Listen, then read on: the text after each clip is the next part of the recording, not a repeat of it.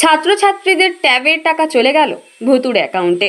রিপোর্টে বুবুন পাল, পশ্চিম মেদিনীপুর। উচ্চ মাধ্যমিক পড়ুয়াদের জন্য মাথাপিছু বরাদ্দ 10,000 টাকা।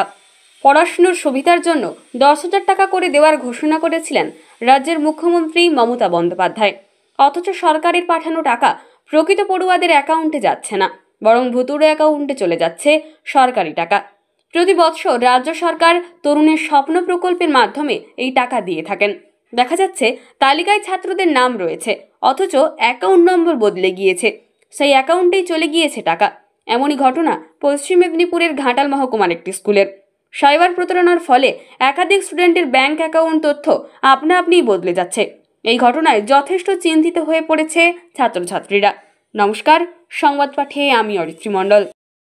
রাজ্য সরকারের তরুণের স্বপ্ন যে 2024-25-এর যে স্কিম, সেই স্কিম অনুযায়ী আমাদের বিদ্যালয়ের একাদশ এবং দ্বাদশ শ্রেণীর যে সমস্ত ছাত্রছাত্রী তারা এলিজিবল ছিল এই পেমেন্ট হিসাবে 10,000 টাকা করে ওরা পাবে আর কি। তো আমাদের মোট স্টুডেন্ট স্ট্রেংথ হচ্ছে 259 জন এলিজিবল ক্যান্ডিডেট ছিল। তো তাদের মধ্যে 52 জনের গোলমাল হয়। 52 জন মধ্যে বাকিদের সবাইরই অ্যাকাউন্টে টাকা ঢুকে যায় আর কি। ক্রেডিট হয়ে যায় ঠিকভাবে, ঠিক জায়গাতেই ক্রেডিট হয়েছে। এদের মধ্যে 52 জনের মধ্যে 6 জনের ট্রানজ্যাকশান ফেলিওর হয়েছে, অ্যাকাউন্ট নাম্বারটা ভুল থাকার কারণে ফেলিওর হয়েছে। আর বাকি থাকলো তাহলে 46 জনের মধ্যে 4 জনের আমাদের লোকাল ব্রাঞ্চ, এখানকার লোকাল যারা অ্যাকাউন্ট, তাদের মধ্যে 4 জন পড়ছে।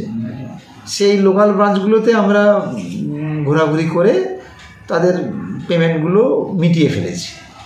কিন্তু বাকি থাকে 42 জন। এই 42 জনের অ্যাকাউন্টগুলো মানে একদম বাইরের জায়গায় চলে গেছে, একদম নর্থ দিনাজপুর, শিলিগুড়ি, ঝাড়খণ্ডেরও একটা চলে গেছে।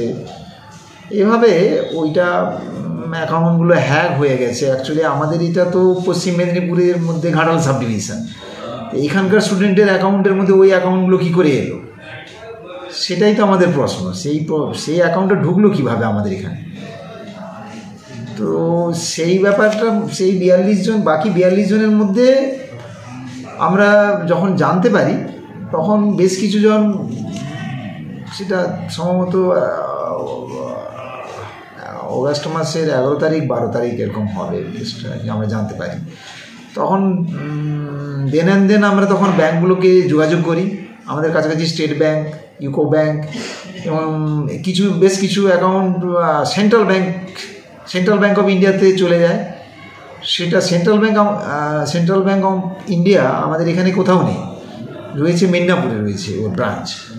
তো সেই মিদনাপুরেও সেখানে যাই, সেখানে গিয়ে ওই সব কনসার্ন যে অ্যাকাউন্টগুলো কোন অ্যাকাউন্ট, মানে সেখানকার কোথাকার ব্রাঞ্চ কোথায়, ব্রাঞ্চ ডিটেলস, তাদের ইমেল আইডি ইত্যাদিগুলো আমরা ওই ব্যাংকের ব্যাংক আমরা জোগাড়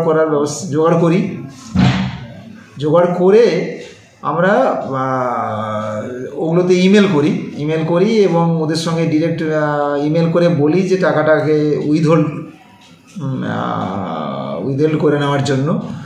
তো সেক্ষেত্রে দেখা যাচ্ছে 42 জনের মধ্যে 20 জনের টাকা আমরা হোল্ড করতে পেরেছি, বাকি 22 জনের টাকা উইথড্রন হয়ে গেছে তখন।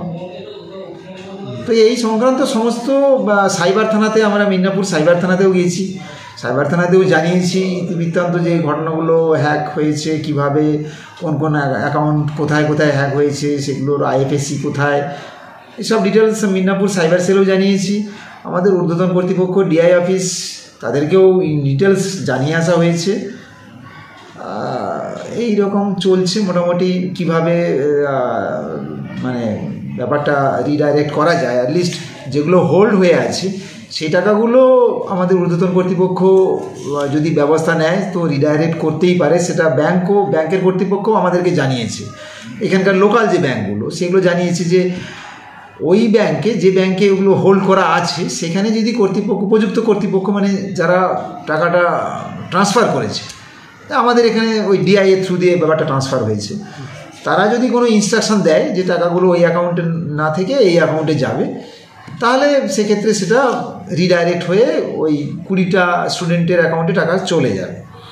আপাতত চিন্তার ব্যাপার রয়েছে ওই 22টা অ্যাকাউন্ট যেগুলোতে অলরেডি টাকা উইথড্রন হয়ে গেছে, সেইগুলো সরকারি হস্তক্ষেপ ছাড়া, অ্যাডমিনিস্ট্রেশনের সাহায্য ছাড়া তো বোধহয় সম্ভব হবে না। যাই হোক, সেটা আমরা ঊর্ধ্বতন কর্তৃপক্ষকে জানিয়েছি, চেষ্টা চলছে কিভাবে এটাকে মেটানো যায় আর কি।